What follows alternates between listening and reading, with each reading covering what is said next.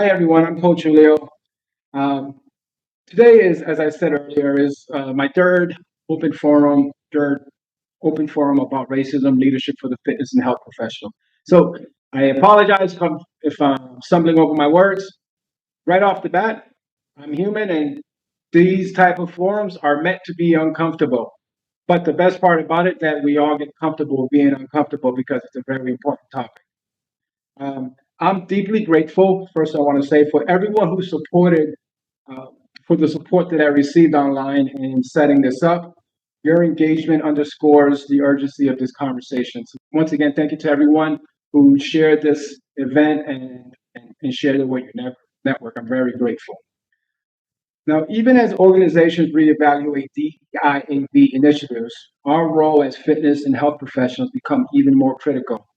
We must take a stand and drive meaningful change in our communities. Our passion for helping others, combined with strong listening skills and non-judgmental approach, make us natural leaders in this fight. This year's theme is Be the Reason Someone Feels Seen, Heard, and Supported, which calls us to create a truly inclusive spaces. This requires being comfortable with difficult conversations about race, respecting the range of experiences and emotional responses, and embracing the courage needed for personal and professional growth. In past forums, we've tackled tough questions about engaging in constructive dialogue about race, supporting those fighting systemic racism, and creating inclusive spaces. Each of us has unique experiences that can be an asset in exploring how to create inclusive environments and address racism within our industry and community. It starts by initiating conversations. As we observe Black History Month, let us honor the legacy and courage of those who fought for justice and equality. Their struggle paved the way for movements fighting for the rights of all marginalized groups. Let's remember Dr. King's powerful words in his The Other America speech, where he exposed the stark reality of inequality and called for economic and racial justice. I have a small 1 minute clip that I'm going to play, and his message about the interconnectedness of racial and economic justice remains profoundly relevant today. That the forces of ill will in our nation, the extreme righteous in our nation, have often used time much more effectively than the forces of goodwill. And it may well be that we will have to repent in this generation, not merely for the vitriolic words of the bad people and the violent actions of the bad people, but for the appalling silence and indifference of the good people who sit around and say, wait on time. Somewhere we must come to see that social progress never rolls in on the wheels of inevitability. It comes through the tireless efforts and the persistent work of dedicated individuals, and without this hard work, time itself becomes an ally of the primitive forces of social stagnation. And so we must help time, and we must realize that the time is always right to do right. Thank you for listening to that. Hate, misogyny, and discrimination are on the rise. As a first generation adult child immigrant, I personally experienced racism and witnessed how indifference fuels discriminatory acts. Racism seeks to destroy self worth, to dehumanize. We must never forget, my friends, that hate speech is linked to hate crimes. The current trend of halting DEIAB initiative is deeply concerning. It threatens to erode hard-won progress and leaves marginalized groups more vulnerable. These issues are rooted in social determinants like poverty, unequal access to healthcare and education, racism, and structural inequities. There's a clear connection between banning DEI initiatives, whitewashing slavery, book bans, voter suppression, criminalizing women's health care, normalization of hate speech, and denying the existence of systemic inequities.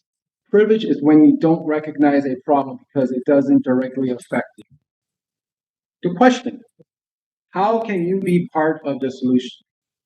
So, how, 4 steps. Acknowledge the issue. Recognize that racism exists and has real consequences.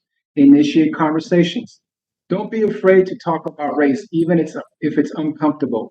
Start small with trusted friends or colleagues. So hopefully in this environment that as of today's event is something that you can replicate in your community or just speak with your, again, a close trusted friend. Cultivate a new way of thinking. Challenge your own biases and assumptions. Seek out diverse perspectives. Next one, take action. In a moment, I will share more.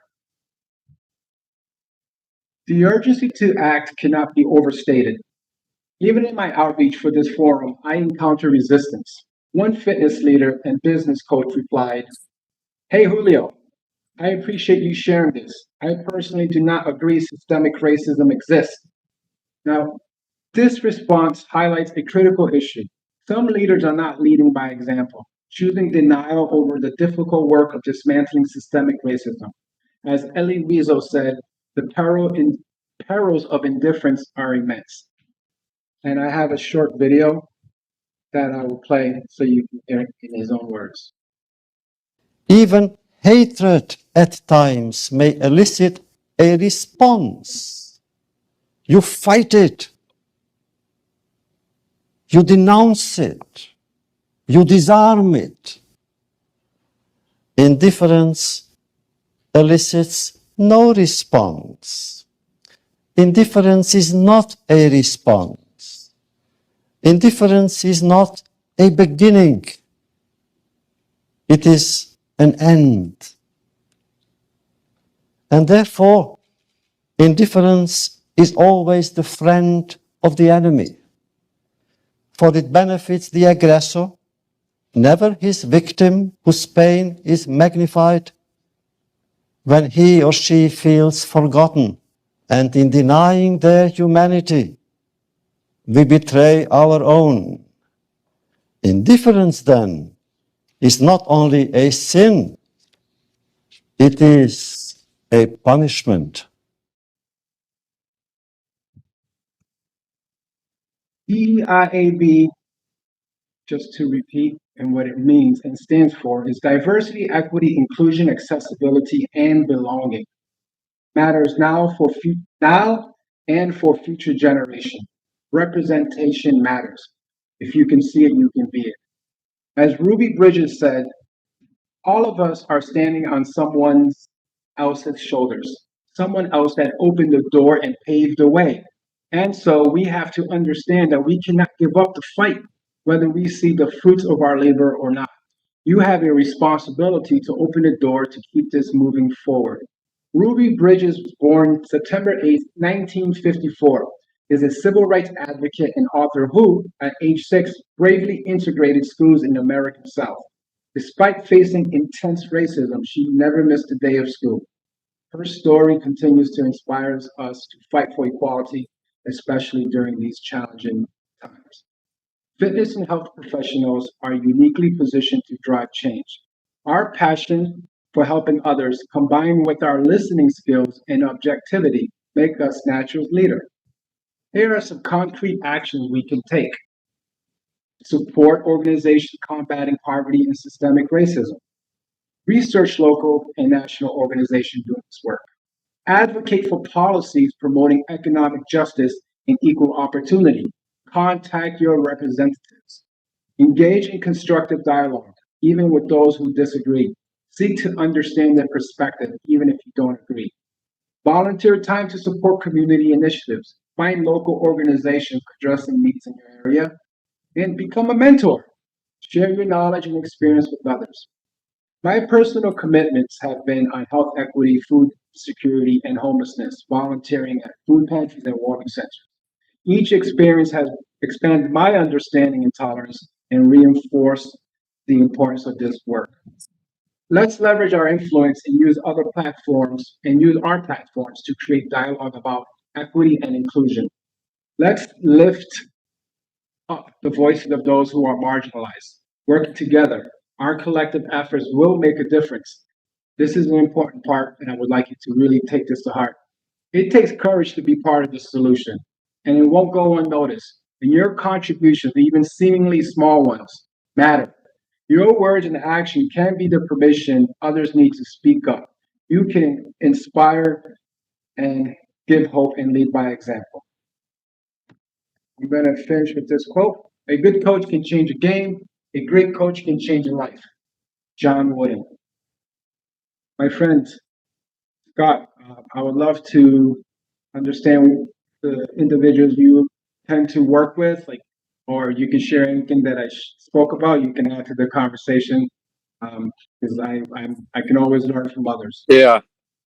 I mean, I think the biggest thing that both of those quotes mentioned and is just indifference. Like if you just turn your back on it and or stick your head in the sand and hope that it goes away, it's not.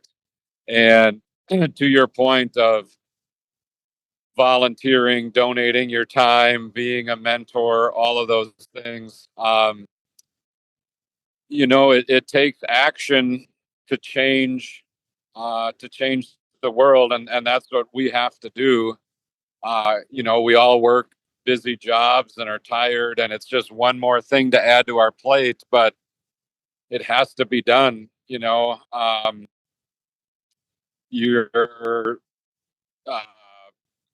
your friend that says systemic racism doesn't exist, I would say, what is it, 2020? I mean, 30 years ago, I probably felt the same way. And as much as social media has torn this country apart, when I first got on social media and you see how I learned through social media, not through my education, that the interstate systems were built and directed right through black neighborhoods to split them up and destroy them. Bridge underpasses in New York City were built too low to allow buses to get out onto Long Island. We learn, to your point, Ruby Bridges. There's the Tulsa Massacre. We don't learn about those in school. We learn about the black man that invented peanut butter. Those are all examples of systemic racism. And, I really felt, and I had a great public education, like fantastic. And I didn't learn about any of that stuff. I'm learning about these things, in my 40s. And I felt like I was cheated, like I was hoodwinked, like I was tricked to, think of what this country really was. And it really, it was to be, to pacify me and say, oh, everything's okay. There's no racism. This country, wasn't founded on racism. Everything's good here. So that I wouldn't speak up. I was, kept totally in the dark about this country's systemic racism. We all know slavery and the Civil War, but we were essentially taught racism ended once, Lincoln signed the Emancipation Proclamation. And to your point, Ruby Bridges, that was the 60s. She's still alive. We think of that like the Civil War, where it was 150 years ago. Man, that was, 15 years before I was born. So I think all of those things, again, indifference is the worst. But it's hard. We're tired. Fitness professionals, we're up super early. We oftentimes are up late. We work weekends. It's hard because we have these jobs that stretch our days, inordinately long. But man, we just got to get out there and do the work, as hard as that is. Well said in all points, and thank you for your honesty and sharing your experience. And yes, and I made a point to speak about earlier about the connection, in my view, between banning books, whitewashing slavery. All that's interconnected. It didn't all happen at once, but it's if you allow one thing to happen, such as banning books, even that's no big deal, and then it leads on. So where we are today is a reflection of what was happening before, and indifference was happening. And that Yep. even affects, and then when we talk about DEIAB, that's also not just brown and black communities, also women, individuals with disabilities. So it branches out. And ideally, the inspiration that we can get from like Ruby or Martin Luther King or Mr. Weasel and that is that where we have a we're in a position that we can make a difference within our sphere of influence. So whoever we're working with, it doesn't hurt to say, hey, with your team, or if anyone's having any, if you're struggling with the current climate, just be really generalized, you can speak with me. Just little open things. You have to respect, your the rules and everything regulation that you may have for your employer. But I would assume if you're offering to speak with anyone who's feeling overwhelmed in this climate, which is it's if I personally feel it, I personally see it in my clients, I personally see it in people from all walks of life, because it's not a and for those who aren't feeling it, then my hat's off to you. That's fantastic. But for us to are acutely being affected by it, which I believe is, if you want to really have to live by the true definition of a community, it does affect all of us to a certain point in one way or another. And it's no longer covert, now it's overt what's happening. People being Yep. punished, penalized, criminalized, funds taken away. And it ties into healthcare disparities. The EIB initiative ties into just more than, it ties into life-saving programs.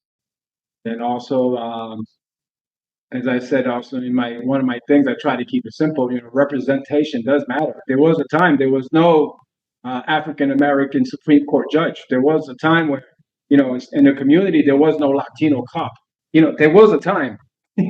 There was a time in a high school someone didn't have a female coach, right? Yep. So this can branch out to many, many other parts of our community, and that's why we should not be ashamed nor power to people's trying to suppress or keep trying to erode what the progress we made. So I guess I should just say it that way. All the progress that we made together collectively, everyone, we have to do everything we can not to preserve what we have, try to go from there. Because if that makes any sense. Yeah. 100%, 100%. And especially as leaders in the profession, when it comes time to hire and do those things. And, it's the time of year in strength and conditioning where there's all these clinics and continuing education events. And, it's just fascinating to see, when there's a clinic with 5 speakers and they're all white males. And that happens more often than we'd like to admit. And I always will repost or something. It's like, this is why DEI is important, because there are so many diverse voices inside of fitness, and if we only are going to listen and promote the white men, I mean, we're just missing a giant chunk of what it's all about. So, yeah, I mean, just promoting diversity makes us stronger. If the gene pool was exactly the same, we would die out. Diversity is what made this country great. Equity, like it's the year of our Lord 2025, and we are talking about equity as being a bad thing, inclusion as being a bad thing. It boggles the mind. It really does. Who does be included? When we were all in kindergarten, we all wanted to be on the team or in the club or inclusion. We want to be in the group, in the gang, in the community. Like, inclusion is central to the human condition. And we're going to tell people they're not welcome to be included, that we don't want equity, that it's frustrating to no end. And again, if we don't say something and we don't lead from the front, then it's our own fault. Well, there are many individuals like yourself and me and other people who are just, below the radar right now that are probably saying, well, for us, we're a little bit more proactive, but there are other individuals who are not as publicly proactive. And secondly, I know anyone who's watching this video, you may have questions like, hey, I want to help out, but I never experienced racism. That's not about, it's just having the conversation and bringing it up and speaking about it. There's people asking, I want to help, but I don't know what to do. So as of today, I just put a couple of actionable steps. And the first thing is just to do what you're doing now, is watching a video like this and initiating conversation. Could be with Mr. Scott, Coach Scott here, or myself, or someone, again, in your community. I have to circle back to how we can be part of the solutions, because we can talk all day about the negative consequences of what's happening today, and also all the hard work that it took to come up to the gains we have. But I'd rather focus right now on us being part of the solution. So what I'm going to do at this point, I'm going to play a last video collage of inspiring videos, inspiring quotes that can help motivate you to initiate change in your community.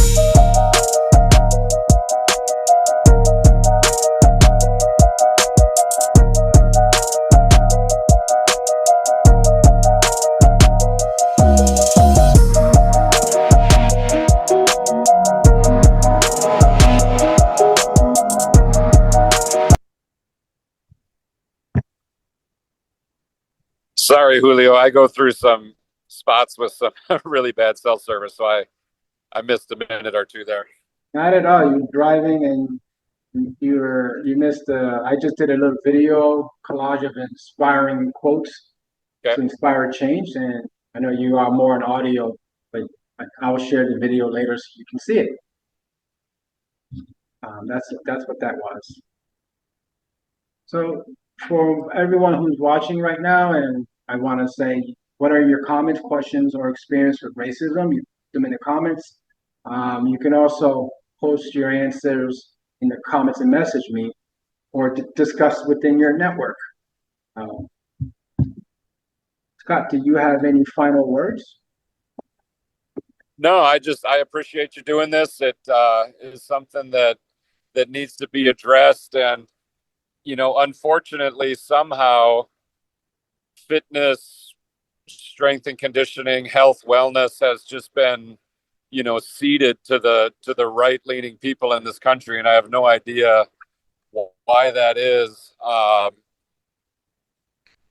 But it's people like yourself and just trying to counter that and show that true strength is diversity, true strength is equity, true strength is inclusion of everybody, not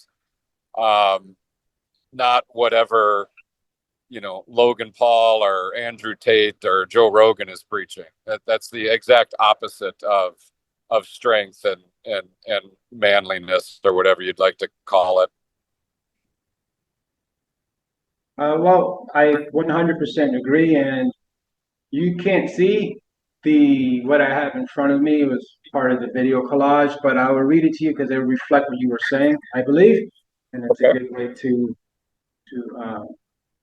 finalize our event. No one is born hating. Yeah, so I'll read it to you. No one is born hating another person because of the color of his skin or his background or his religion. People must learn to hate. And if they can learn to hate, they can be taught to love. But love comes more naturally to the human heart than its opposite. That's Nelson Mandela. Yep.